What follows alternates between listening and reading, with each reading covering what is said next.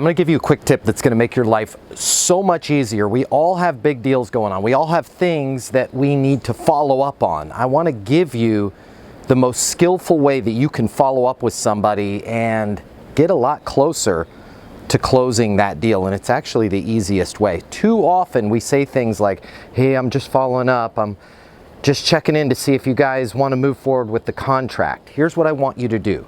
Whatever it is that you wanted that person to do, sign the contract, schedule a meeting, look at your product or service, just simply call them, and when you leave that message, say, I'm calling to see if it makes sense to sign the contract, schedule that meeting, take a look at our service, whatever it is. It sounds something like this. Hey Tom, Matt Easton, founder of Easton University, calling to see if it makes sense to sign the contract on the software deal that we were looking at. Give me a buzz on my mobile, 720-660-3202. Don't say follow up. Don't say I'm just checking in. Don't be negative in any way. Calling to see if it's a good time right now.